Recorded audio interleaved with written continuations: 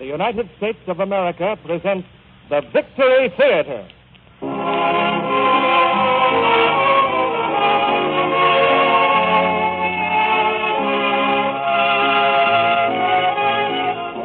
The Victory Theater brings you Cary Grant, Katherine Hepburn, Lieutenant James Stewart, Ruth Hussey, and Virginia Weidler in The Philadelphia Story.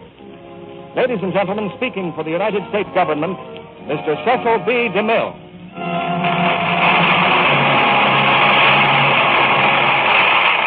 Greetings from Hollywood, ladies and gentlemen. This is a great moment in the American theater, the opening night of a great new theater, dedicated to those principles for which free peoples are now fighting on the battlefields of the world, dedicated above all to victory. Each Monday night, a popular Columbia Network program will donate an extra performance in the service of the United States. Speaking for the sponsor and staff of our theater, which you've heard on Mondays at this same time for many years, and speaking for myself, we're highly honored that the government has asked us to produce this first program. We've met this challenge with a 4-star premiere, worthy of the star-spangled purpose behind the Victory Theater. Our play is Philip Barry's brilliant comedy, The Philadelphia Story, and our stars are the same famous quartet who played it on the screen: Cary Grant, Katherine Hepburn, James Stewart, and Ruth Hussey. Incidentally, we used to borrow Jimmy Stewart from his picture studio. Tonight, he was assigned to us by Uncle Sam. As you know, he's now a lieutenant in the United States Army Air Forces. Before it reached the screen, The Philadelphia Story ran for a year on Broadway with Miss Hepburn as the star. Backstage one night, I tried to persuade the lady to let me make the picture. She was very gracious, but another producer made the picture. However, all things come to him who waits if he waits long enough. So tonight I raise the curtain on the first act of The Philadelphia Story, starring Cary Grant as C.K. Dexter Haven, Katherine Hepburn as Tracy Lord, Lieutenant James Stewart as Mike Connor, Ruth Hussey as Elizabeth Embry, and Virginia Weidler as Dinah.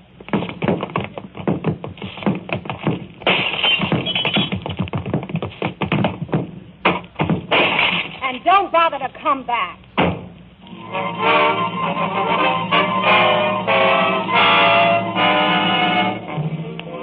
Ladies and gentlemen, you've just been listening to the end of An Ideal Marriage.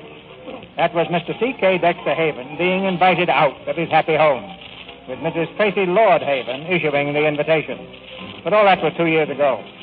Right now, Philadelphia society is seething with interest over the forthcoming second marriage of Tracy Lord. And the editor of the international magazine Spy is determined to spread it over 6 photographic pages of his scandal sheet.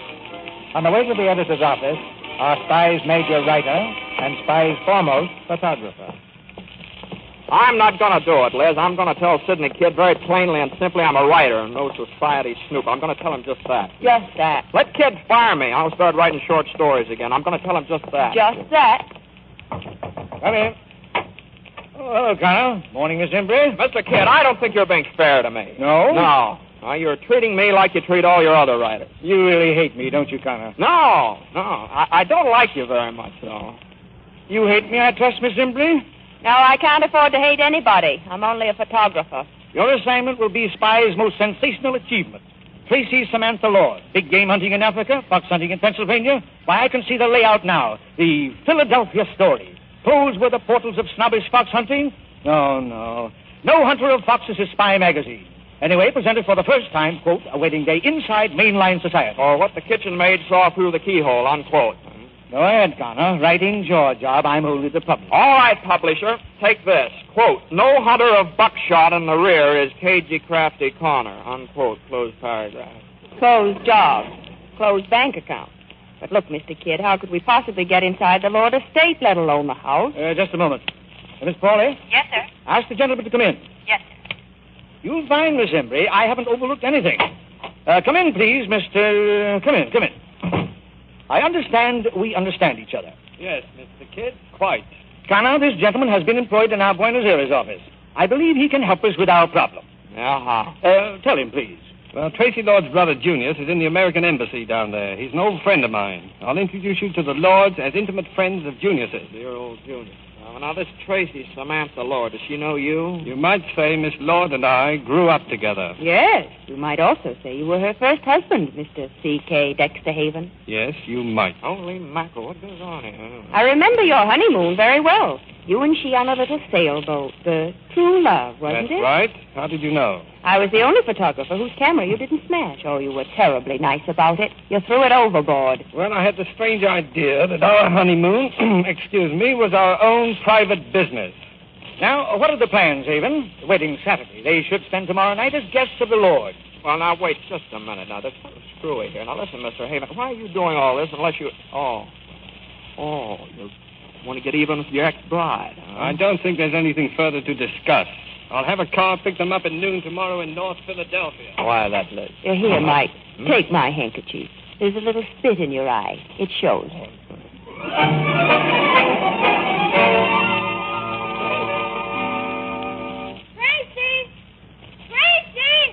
Tracy! Miss Dinah. Edward, have you seen my sister? Yes, Miss Dinah. She's in the sitting room, making a list of the wedding gifts. Tracy. Mother, how do you spell omelet? Oh, you. Why didn't you answer me? Omelet, Mother. Omelet? O-M-M-E-L-E-T. I thought that was another L. That's a funny wedding present. An omelet, dear. A silver dish. Dinah, bring some of that junk off the table. Is this a present? It stinks. Don't say stinks, darling. If absolutely necessary, smells, but only if absolutely necessary. Mother, the cards on the presents have been changed again. There must be a ghost loose in the house. Maybe the ghost of bridegroom number 1. Dinah, don't talk about Dexter as though he were dead. He might just as well be for all Tracy cares. Right. If I never see Mr. C.K. Dexter Haven again, I'll be... Mother, look at that lamp. Isn't it awful? Who sent it? They're friends of your father's. Wouldn't you know it? What are they, tap dancers or just musical comedy producers?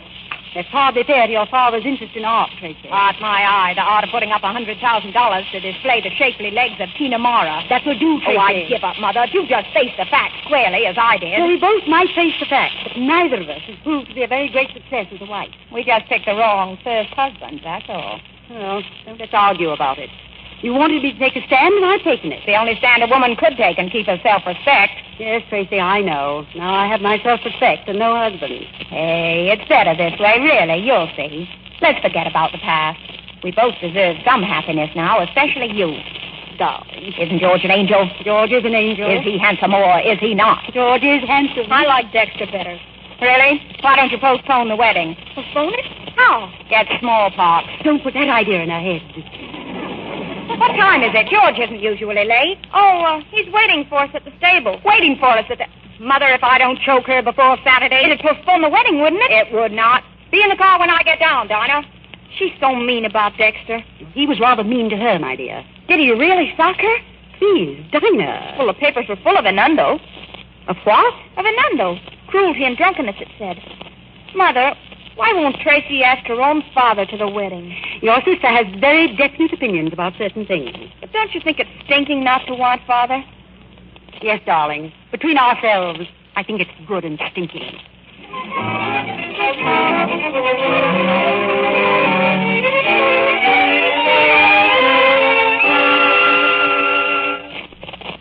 Wait till you see your fiancé. He's all shiny. What are you talking about? Brand new riding breeches. See? Hello there. Well, who's that terribly attractive man? Hello, darling. Hello, George. Well, how do you like me? I adore you, but you look awful. Awful? You look like something right out of a shop window. Tracy, Help me, Dinah. We'll rub a little dirt on those breeches. Hey, listen now, just... Here, Tracy. Here, no, stop. Now, listen, these are new pants. That's just it. They're new, but they're not going to be. There, that's better. I don't get it. When I was a coal miner, the idea was to get enough money to buy clean clothes, and now that I'm general George, manager... what's that thing you were reading? This? Oh, I was just glancing through it. It's a copy of Spy. Who takes it? Your cook? I love it. It's got pictures of everything. It certainly has. I just wanted to see if there was anything in here about the wedding. What do you mean? Well, I thought maybe you being one of the oldest families in Philadelphia and me getting fairly important myself. Luck, of course. Let me have that thing. What's the matter? Look at this stuff. An average day in the life of a congressman. The congressman's wife. The kitchen where is prepared 1 banana, sliced, 2 fried eggs. Of all the filthy ideas, coming into a private house with a camera. Get on that horse, George Kittredge. Tracy, what would happen if I took it into my head someday to go into politics? You'd be elected president. No, I mean about publicity. Not in my home. Get on that horse.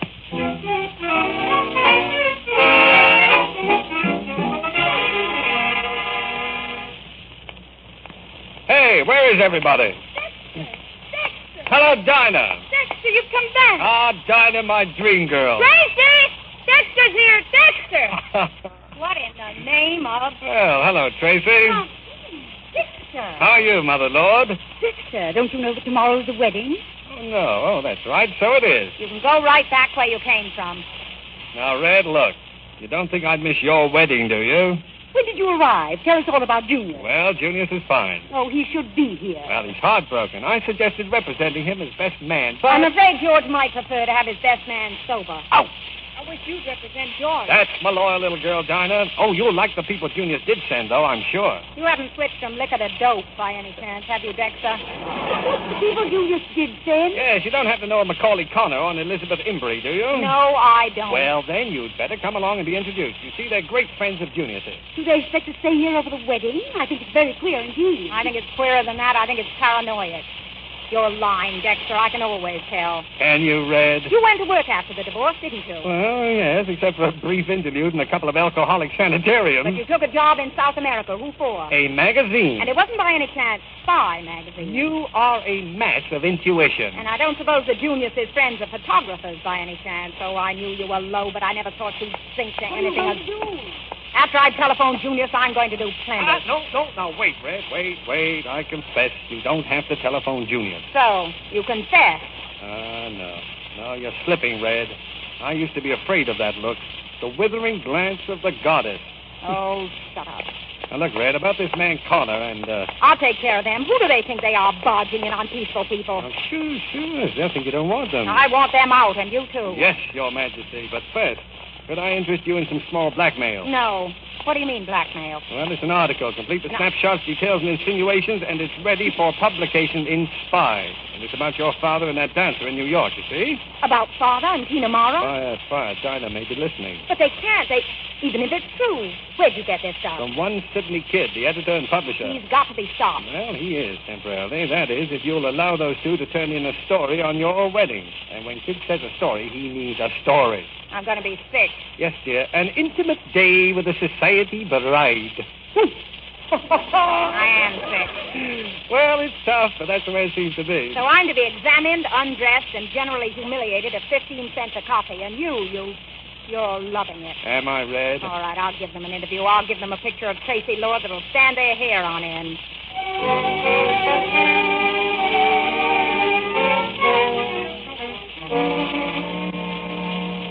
Look at this joint, will you? What is this room? I forgot my compass. Well, this would be the south-southwest parlor by living room or something. Say, what's this guy Haven up to?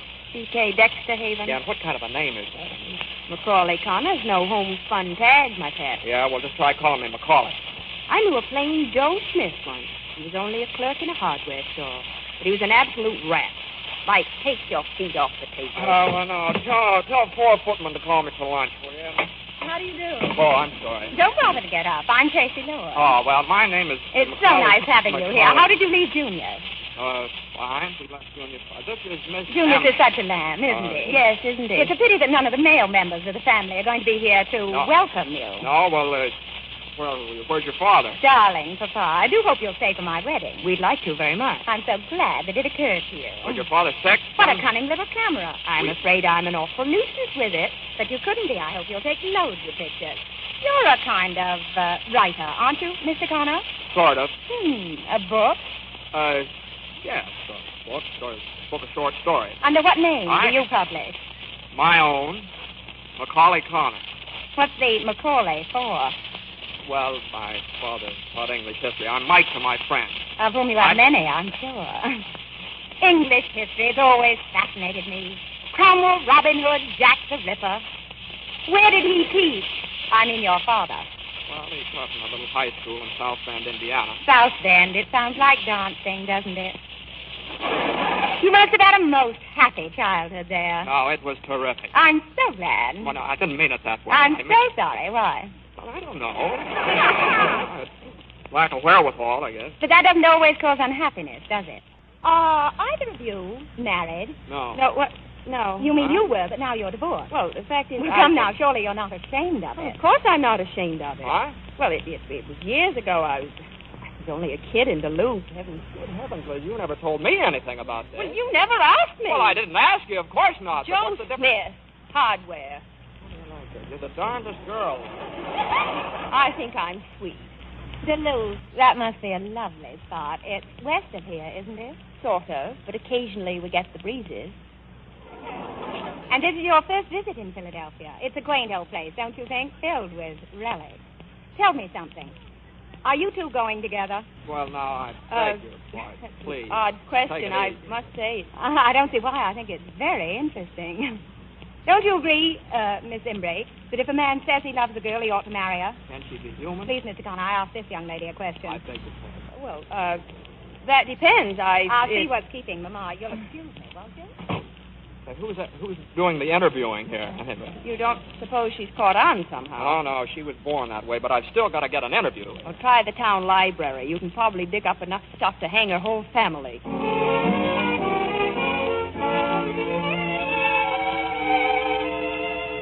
Book return, Miss Bolt. Just leave it, please. Excuse me, are you the librarian? Yes. What does thee wish? Well, I'm looking for a local... what'd you say? What does thee wish? I'm looking for a local biography and history. If thee will consult with my colleague over there. Uh-huh. Dost thou have a washroom?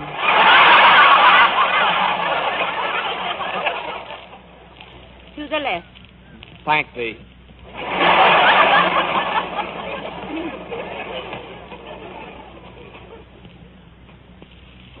Oh, you reading? Look, I know this is a public library, but Oh, Hello. Well, my book, huh? Well, couldn't you afford to buy a copy? the bookstore didn't have one. Oh, well, you sure you're doing the right thing now. You know what happens to girls like you when they read books like mine and begin to think. That's bad. These stories are beautiful. Why, Connor, they're almost poetry. Well, don't kid yourself. They are. I can't make you out at all now. Really? You talk so big and tough, and then you write like this. Which is which? Both, I guess. No, I believe you put the toughness on to save your skin. Think so? I know a little about that. Do you? Quite a lot. Please. Look. Let's get out of here. Want to swim? All right.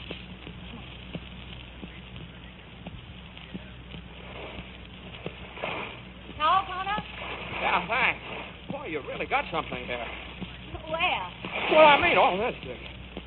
Garden, swimming pool. You could sail a small yacht in there. Hey, what were we talking about? Oh, my book. Yeah. Tell me something, will you? When you can do a thing like that, Brooke, how can you possibly do anything else? Well, you may not believe this, but there are people in this world that must earn their living. Oh, heck that Dexter. Look, stand by me, will you? I don't want to be alone with him. Well, certainly, if you like. Thanks. Hello there, Red. Well, fancy seeing you here. Well, what's this you've been drinking? Orange juice? Thanks, I'd love some. Don't tell me you've forsaken your beloved whiskey and whiskey. Oh, no. I've just changed their color, that's all. I go in for the pale pastel shades now. How about you, Mr. Connor? You drink, don't you? Oh, a little. A little, and you're a writer? Dear me. I thought all writers drank to excess and beat their wives. Dexter, What? would you mind doing something for me? Anything, what? Get the heck out of here. Oh, my dear Red, I couldn't do that. You need me too much. Would you mind telling me just what it is you're hanging around for? Look, I think I'd better... No. Please don't go, Mr. Connor. No. Please don't go, Mr. Connor. As a writer, this ought to be right up your street. Don't miss a word. Well, I never saw you looking better, Red. You're getting that fine, tawny look. Oh, we're going to talk about me, are we? Goody. Yes, it's astonishing what money can do for people, Mr. Connor. Not too much, you know, just more than enough. Now, take Tracy, for example. It's even changed her shape. She was a dumpy little thing at one time. Only as it happens, I'm not interested in myself for the moment. Not interested in yourself? You're fascinated, Red. You're far and away your favorite person in the world. Of course, Mr. Connor, she's a girl who's generous to a fault, except to other people's faults. For instance, she never had any understanding of my deep and gorgeous thirst. It was disgusting. It made you so unattractive. Yes, a weakness, sure. And strength is her religion, Mr. Connor. She finds human imperfection unforgivable. And when I gradually discovered that my relationship to her was supposed to be not that of a loving husband and a good companion, but that of a kind of high priest to a goddess, well, then my drinks got deeper and more frequent. I never considered you as that, nor myself. Well, you did without knowing it. And the night that you got drunk on champagne and climbed out on the roof and stood there in your nightshirt with your arms out to the moon, wailing like a banshee. I told you I never had the slightest recollection of doing any such thing. I know. You drew a blank. You wanted to. Mr. Connor, what would you... Oh, where did he go? He's gone. I hope he heard what you said, though. Make a wonderful story for Spy. Yeah, well, it's too bad we can't supply photographs of you on the roof. Dexter, what are you trying to make me out as? Tracy, what do you fancy yourself as? When I read you were going to marry Kittredge, I couldn't believe it. That's why I'm here. How in the world can you even think of it? Because he's everything you're not. Oh, yes? He's been poor, he's had to work, and he's had to fight for everything. And I love him as I never even began to love you. Maybe so, but I doubt it. I think it's just a swing from me. But Kittredge is no great tower of strength, Tracy. He's just a tower. You hardly know him. Well, to hardly know him is to know him well. Kittredge is not for you, Red. You bet he's for me. He's a great man and a good man. Already, he's of national importance. Oh, why, you sound like Spy magazine talking. You seem quite contemptuous of me all of a sudden. No, Red, not of you. I'm contemptuous of something inside you. Your so-called strength. Your prejudice against weakness. Your blank intolerance. Is that all? Well, that's the gist of it. Because you'll never be a first-class human being or a first-class woman until you've learned to have some regard for human frailty. Yeah, it's a pity your own foot can't slip a little sometime. But your sense of divinity wouldn't allow that. You're a special class of the American female.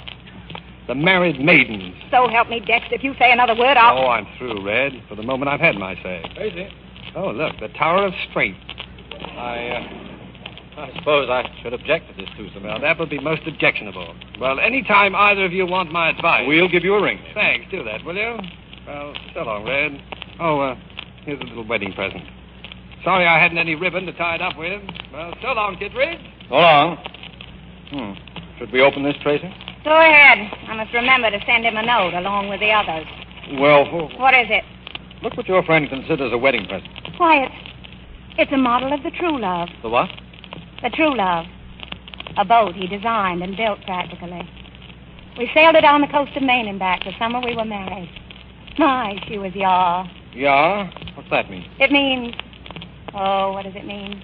Easy to handle, quick to the helm, fast, bright. Everything a boat should be. Until she develops dry rot.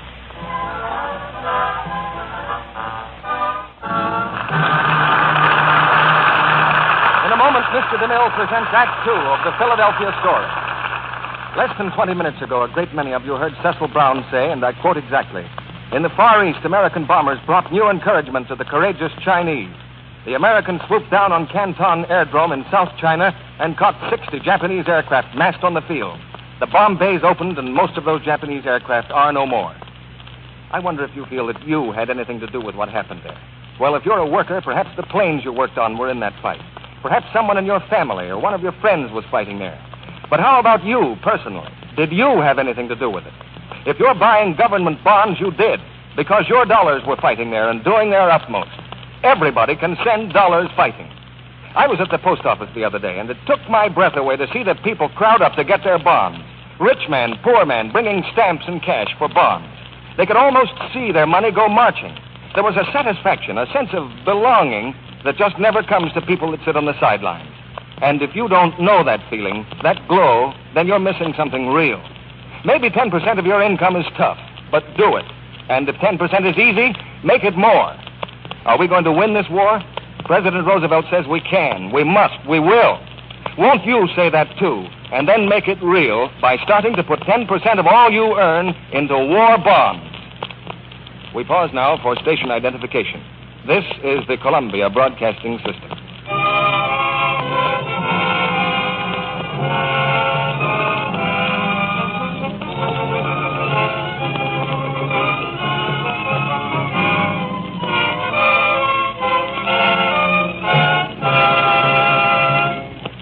Philadelphia Story, starring Cary Grant, Katherine Hepburn, James Stewart, Ruth Hussey, and Virginia Weidler.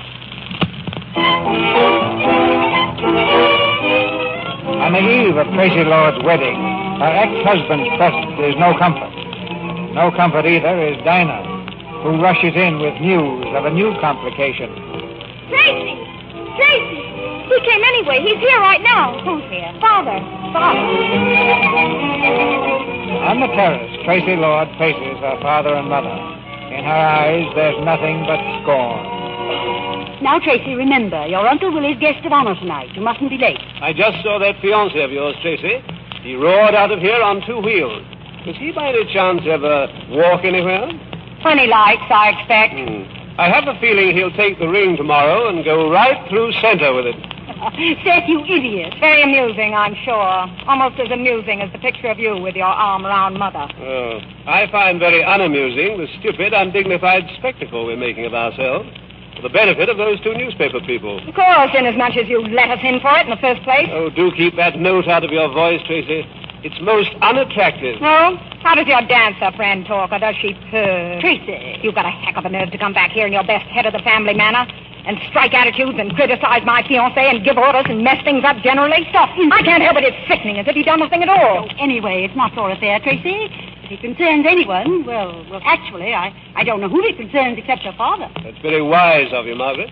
What most wives fail to realize is that their husband's philandering has nothing whatever to do with them. Oh? Then what has it to do with? A reluctance to grow old, I think. I suppose the best mainstay a man can have as he gets along in years is a daughter. The right kind of daughter. How sweet. Full of warmth. Full of foolish, unquestioning, uncritical affection. None of which I've got? None. You have a good mind, a pretty face. You have everything it takes to make a lovely woman, Tracy, except the one essential. An understanding heart. Without it, you might just as well be made of bronze. That's an awful thing to say to anyone. Indeed it is. So, I'm to blame for Tina Mara, am I? To some extent, I expect you are. You coward. No, but better to be one than a prig. And a perennial spinster, however many marriages. Seth, that's too much. What did you say I was? You want me to repeat it? A prig and You mean you think I'm some kind of a goddess or something? If your ego wishes to call it that, yes. Come along, Margaret.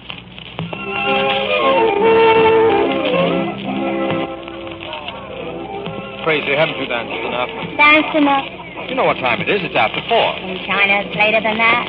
In China, we'd be married by now. Or perhaps it's only yesterday. Tracy, I don't understand you tonight. What's the matter? What's the matter with everybody? You never drink, Tracy. You got that wrong. Prigs don't drink. What? Nor spinsters. Tracy. Nor goddesses of any variety. Tracy, that's enough. Macaulay Connor of South Bend reporting for duty. May I cut in? I'm sorry, Connor. We're going home after this dance. Oh, now you can't do that to me. Not an old friend of Junior's. I wish old Junius were here. Tracy, I'll get your wraps. I'll be right back. He'll wrap me up. Hello, you. Hello. Hey, you look fine. I feel fine. Good. What was I saying? Let's have another drink. Or would Kittredge thank? That's not what you were saying. No, of course it was. What was I saying? I know. Why do you wish your brother was here? Does he like Kittredge? Everybody likes Kittredge. Everybody likes Kittredge. Everybody except C.K. Dexter Haven, huh? C.K. Dexter Haven. Where is C.K. Dexter Haven? He didn't come. He's home. He's home, huh? I think I'll go and have a little talk with him. Come on, Connor. Let's have some wine. Have some wine. Here, dear. Here's your wrap. No, we're going to have just one more drink before... Not you, I'm afraid, dear. Why should you be afraid, George? You know wine never affects me, not in the slightest.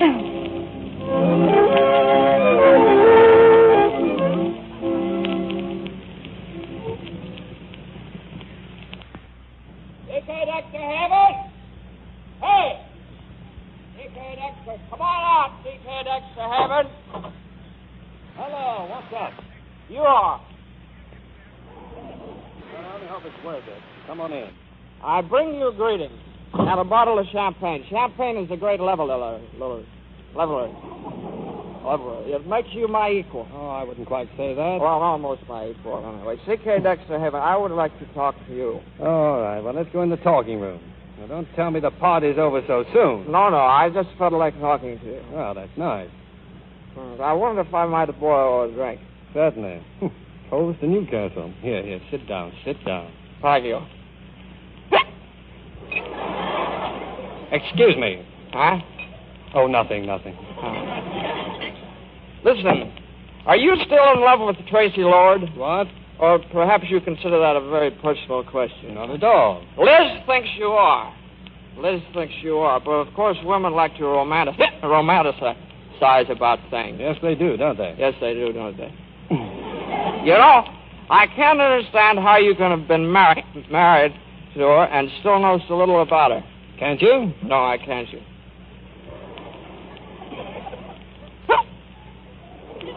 I have the hiccup. No. I wonder if I might have another drink. Certainly. Thank you. You know, Tracy's no ordinary woman, and you said some things to her this afternoon that I resented. Well, I apologize, Mr. Connor. That's quite all right. But when a girl is like Tracy, she's one in a million. She's sort of like a goddess? No. You said that this afternoon. No, she's sort of like a queen. A radiant, glorious queen. And you can't treat her like other women. No, I suppose not. But then I imagine Kittredge appreciates all that. Oh, Kittredge. Kittredge appreciates Kittredge. That fake man of the people, that 5-cent edition of Sydney Kid. I always thought Kid himself was the 5-cent kid. You know, Kid's just using you like he uses everybody else. That guy's colossal. He's terrific. He's got everybody fooled. Yes. No mean Machiavelli is smiling, cynical Sydney Kid. The world's his oyster with an R in every month. But that's not bad. When did I say that? You didn't. I did. Sorry. I suppose you never heard of Kid's little arrangement in Kansas City. Nope. Or San Francisco. Well, let me tell you about the time he went to Boston. The true story of that little jaunt would ruin him. Oh, yes? Hey, look here. What would happen to you if I used that stuff? Why? Well, I might want to very much. You see, Kid is holding an article on Tracy's father, and this might stop him. Oh, blackmail, huh? Well, look, you just use it. Use it with my blessings. I'm through anyway. All right, now, come on. Sit down there. I got to go back to Tracy. Not yet. Now, you dictate. All right. Now, shoot. Boston. Huh? What? Boston. The time, May 1938. The place, Boston, in a hotel. Kid is just...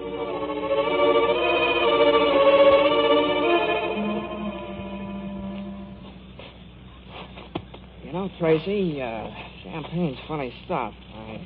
I'm used to whiskey. Whiskey's sort of a slap on the back. Champagne's a heavy mist before my eyes. It was nice of you to bring me home. I have a little mist, too. Hey, what's that? Music. Dance? Uh-uh. I tell you what. Let's have a quick swim to brighten us up. Dexter and I always swam after parties. Let's dip into some of the champagne instead. Hello. You? Hello. You look fine. I feel fine. Did you enjoy the party? Sure. The prettiest sight in this fine, pretty world is the privileged class enjoying its privilege. You're a snob, Connor. No doubt. Awash with champagne was Will Q. Tracy's pleasure dome on the nuptial eve of Tracy's... Oh, now listen. You can't marry that guy.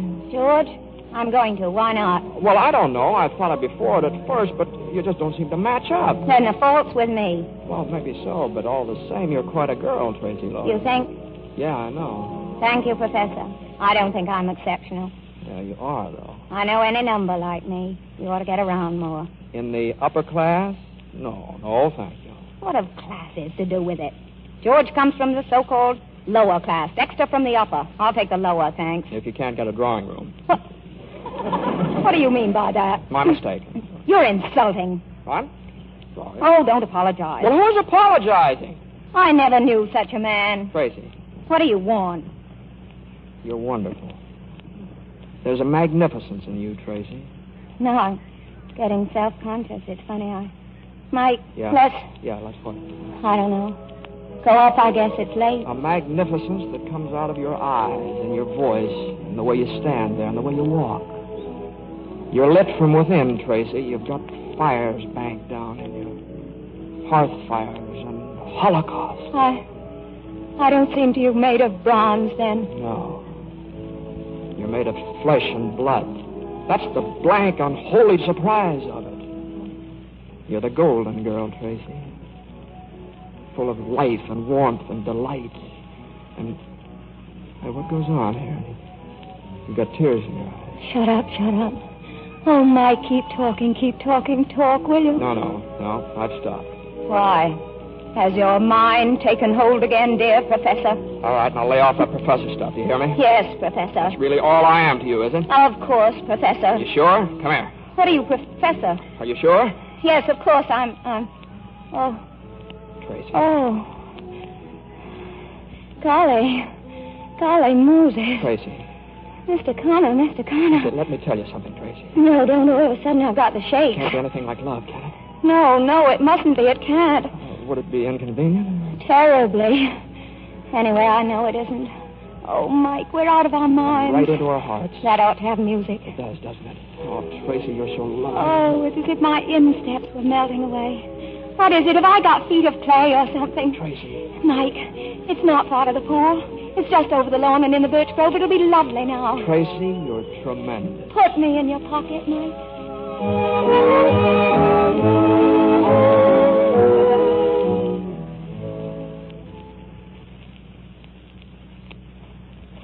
Who's that out there? Hello, Mac. Well, it's you, Mr. Dexter. Any prowlers around? No prowlers, sir. Can I get in this way? Well, if you can't, you can always go in the front, sir. Yes, well, thanks, Mac. Good night. Good night, sir. Hey. Is that you, Haven? Well, hello, Kittredge. Oh, what are you doing here? Oh, I'm a friend of the family's, didn't you know? Just dropped in for a chat. Now, don't try to be funny. I asked you a question. I could ask you the same question. Well, I telephoned Tracy and her phone didn't answer. I was worried, so I walked over from the gatehouse. I was worried, too. About what? Well, what do you think of this fellow Connor? Or do you? Now, listen, if you're trying to insinuate... Oh, my dear chap, I wouldn't insinuate anything, only... Oh. Listen, who's that? Oh, that? Oh, well, come on, I'll walk you around the house and tell you all about it. Something's going on here, and I'm staying. So are you. Why, it's that Connor. What's he doing with Tracy? Now, calm yourself, just... He's carrying her in his arms. He's carrying Tracy. Uh-oh. Don't stop, Mikey. Keep crooning. Right here? Okay, somewhere. Now, what is it? Now, easy, Kittredge. She's not hurt, is she, Connor? No. Not wounded, sire, but dead. Oh, it seems the minute she hit the water, the wine hit her. Now, look here. Yes, a likely story, Connor. What'd you say? I said a likely story. Take her into the house. Now, listen, if you think that it... You'll be down directly? Yes, if you want. I want. Hello, Dexter. Hello, George. Hello, Mike. Second door to the right, Connor. Mind you don't wake Dinah up. I'll be right back directly. My feet are made of clay, Did you know? Oh, this is horrible. Yes, how are the mighty fallen? But if I know Tracy, she won't remember much of this. For the second time in her life, she'll draw quite a tidy blank. Oh? You don't believe it, do you? Believe what? Well, the implications of what you saw, let us say. Well, what else am I to believe? Well, that's entirely up to you. I've got eyes. I've got imagination, haven't I? I don't know. Have you? Oh, so you pretend not to believe it. Yes, I pretend not to. Then you don't know women. Well, that's possible. Then you're a fool. Well, that's quite possible. Now, you won't be too hard on her, will you? I'll make up my own mind what I'll do. Well, we're all only human, you know. You, all of you, with your sophisticated ideas. Yes, ain't it awful? Well, I'm back. What do you want to do about it? Why, you low I'll sneaking... take care of this, Kittredge. Oh, say, listen, Haven. This is my affair. What right have you to... A husband. Now, till tomorrow. You can go now, Kittredge. I'll handle the rest of it, too. I'll speak to you tomorrow, Haven. Sure. Well, hey, Connor, come on, wake up. Come on. How do you feel? Well, now, look, if you think that... I know. I'm sorry, but I thought I'd better hit you before he did. He's in better shape than I am. Oh, yeah. Well, you'll do. Mr. Dexter, is there anything wrong, sir? No, not a thing, Mac. Just as quiet as a church. Who's that lying there? That's Mr. Connor, Mac. Oh, doggone. I thought it might have been Mr. Kittredge. Oh, well, now, we can't have everything, Mac. Good night. Good night, sir.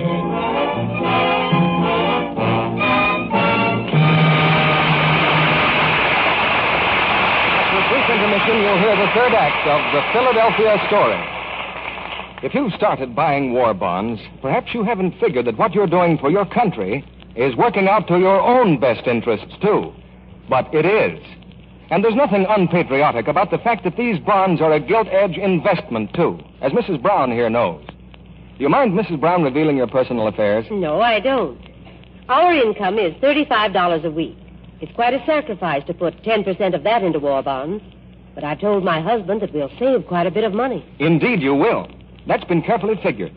10% of $35 is $3.50 a week. 50 cents a day. If you buy stamps and bonds at that rate for 5 years, you'll have bonds worth at maturity over $1,200.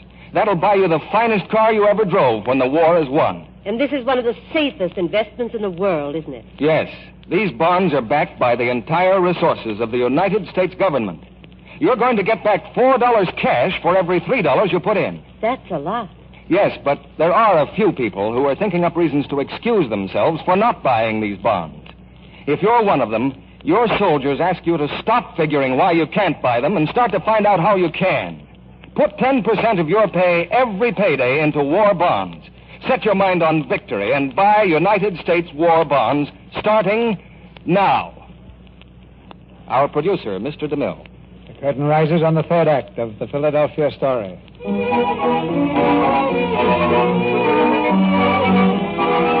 The wedding day has dawned bright and fair, and the events of the wedding eve are a thing of the past, particularly for Tracy. She can't remember anything. She can't think of anything. Without propping her eyes open with her fingers, she can't even see anything. To comfort her in this predicament comes the little old comforter, Dinah. How do you feel, Tracy? Oh, fine. You look horrible. I know. Tracy, I hate you to get married and go away. I'll miss you, darling. I'll miss all of you.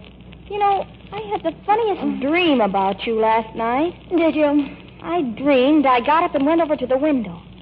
And guess what I dreamed I saw coming out of the woods? I haven't the faintest idea. A skunk? Well, sort of. It was Mr. Connor. Mr. Connor? Yes, with his both arms full of something.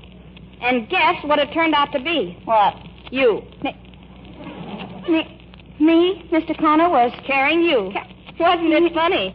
It looked sort of like you were coming from the pool. The pool? I'm going crazy. I'm standing here solidly on my own 2 hands and going crazy. Then what? Then after a while, I opened my door a crack. And there he was in the hall, still coming along with you, puffing like a steam engine. His wind can't be very good. Then what? Well, then he... Guess. I couldn't possibly. Then he just sailed right into your room with you, and that scared me. So I got up and went to your door and peeked in to make sure you were all right. And guess what? What? You were. He was gone by then. Gone? Of course he was gone. He was never there. I know, Tracy. Well, I should certainly hope you did. It was just a dream, I guess. Tracy, Dexter says so, too. Dexter? Dinah, Lord, you little fiend, if you told Dex... Oh, hello. I'm testing the air. I like it, but it isn't like me. Well, hello, Donna. How do you do, Mr. Connor? Did you have a good sleep? Wonderful, wonderful. You? Marvelous. Have you ever seen a handsomer day? Never, never. What did set you back? I got it for nothing, for being a good girl. Oh. Well, Dinah, how are you? Don't worry. I'm going. Why should you? Well, I guess you must have things you wish to discuss. Only remember, it's getting late. She's always trying to make situations. Oh. Well, what's the matter with your chin? Oh, what did the children? A little. What happened? Well, I guess I stuck it out too far. Into a door in the dark? Yes, that's it. Well, Tracy, what about you? You all right? Me? Yeah. Oh, of course. Why shouldn't I be? I had a simply wonderful evening. I hope you enjoyed it, too. The last part of it. Really? Why, especially the last? Well, Tracy, you asking me? Oh, you mean the swim? Yeah. We did swim. And so forth, didn't we? Yes. Did. Oh, Tracy, darling. Right. Well, what can I say to you? Tell me, darling. Not anything. Don't say anything, and especially not darling. Well, then you're going through with it, huh? Through with what? With the wedding. Why shouldn't I? Well, you said last night that... Oh, I said a lot of things last night, it seems. Okay, no dice. Also, no regrets about last night, huh? Why should I have? Well...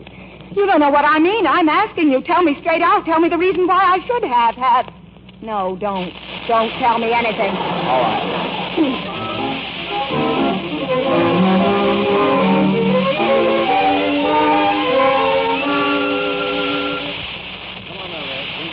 Doctor's orders. What is it? Just the juice of a few flowers. It's a type of stinger. Removes the sting. Oh, Dex, don't say that. Well, why not, Red? Nothing will, nothing ever can. Oh, Dex, I've done the most terrible thing to you. To me? Oh, I doubt that. I doubt it very much, dear. Dex, what am I going to do? Why ask me, darling? Where do I come into it anymore? Aren't you confusing me with someone else? A fellow named Kittredge or something? George. I've got to tell him. Tell him what, darling? I've got to tell him. Well, if you've got to tell him, you've got to tell him, I suppose. But if he's got any brains at all, he'll have realized by now what a fool he made of himself. When? Last night. Was he here, too? Sure. Good golly, why didn't you sell tickets? Say something, Dex. Say anything. No, you do. Oh, Dex, I'm such an unholy mess of a girl. No, that's no good. That's not even conversation. But never in my life. Not if I live to be 100 will I ever forget how you tried to stand me on my feet again today. Go on, you're in great shape.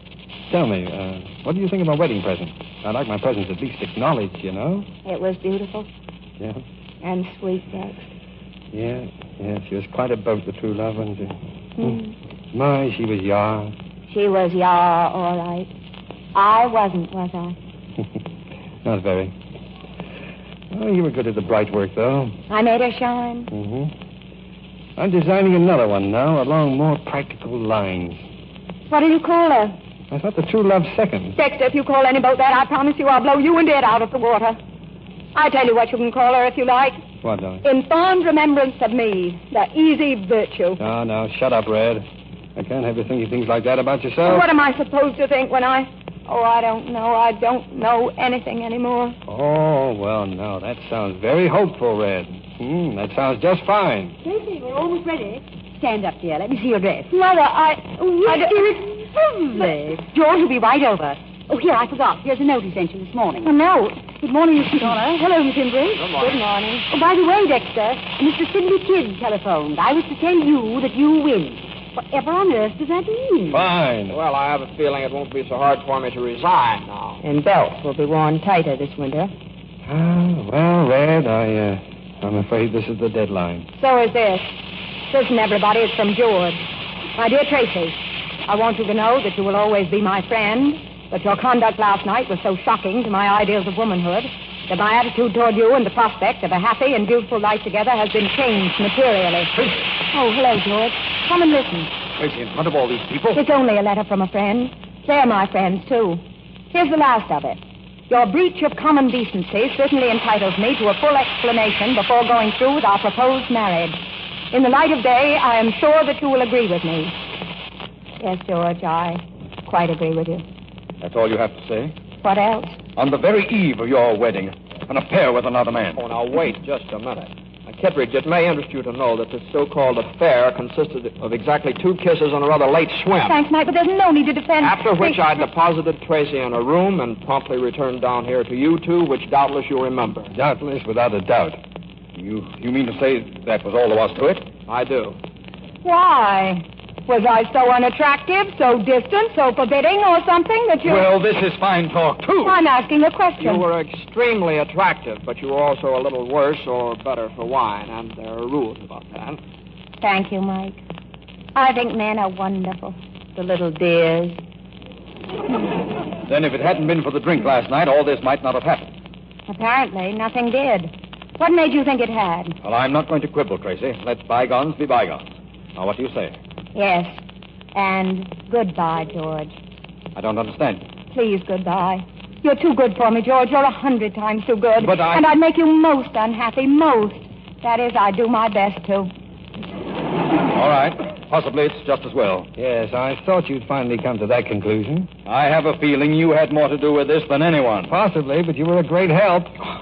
You and your rotten class. Oh, class, my eye. You're on your way out, the lot of you. And good riddance. Well, there goes George. Hey, come on, they're waiting for you. Oh, my sainted aunt. Well, don't just stand there. You better think of something.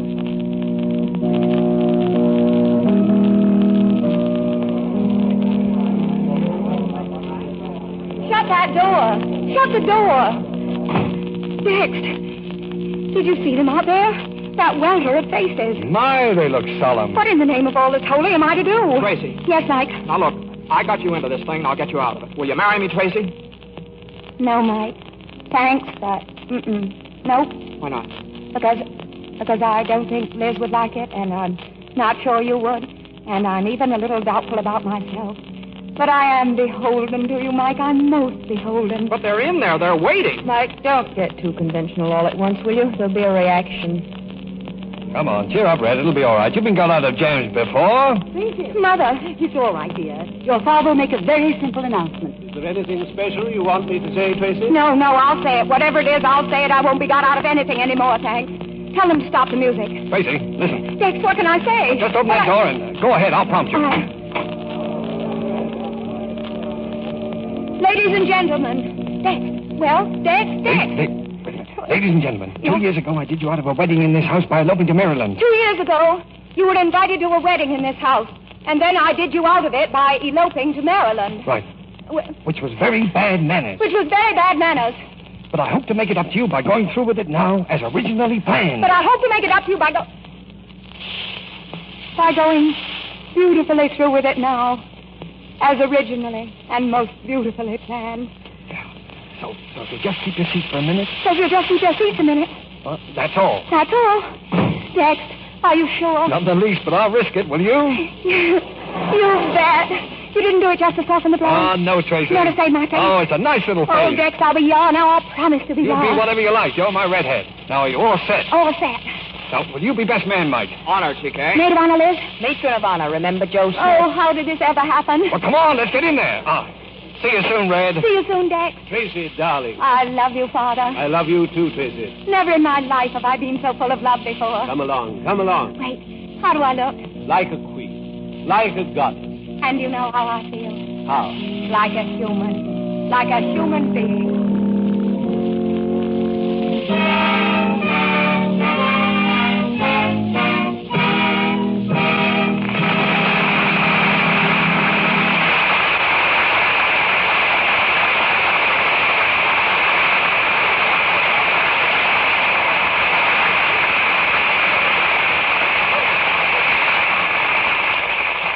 So, all America applauds the Philadelphia story.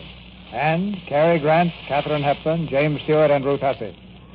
Each contributed time and talent to this radio effort to help win the war.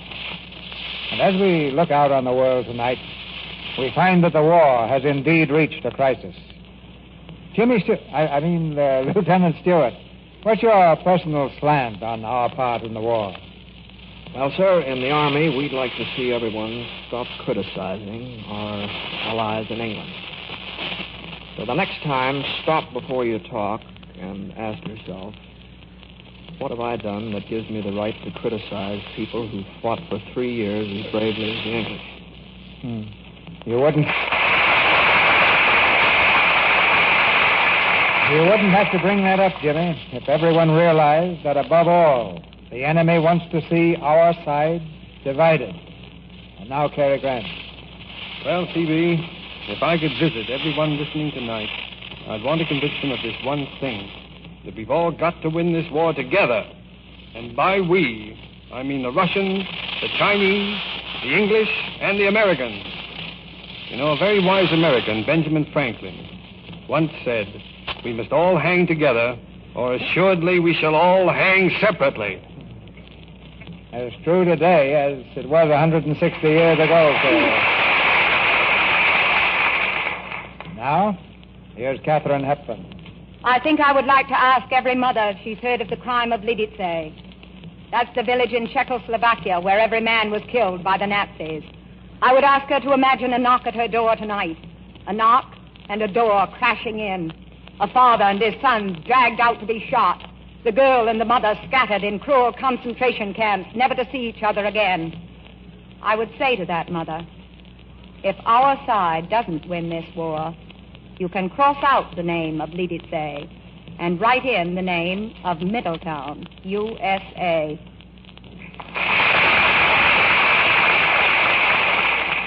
That crime will be remembered, Katherine. Miss Ruth Hussey. It must be clear by now to all Americans that you can't compromise with the men responsible for Lidice. But I've heard people say that we'd be better off if we could make peace with Hitler now. Isn't it plain by now that we must win or surrender? And if we surrender, isn't it plain what we can expect?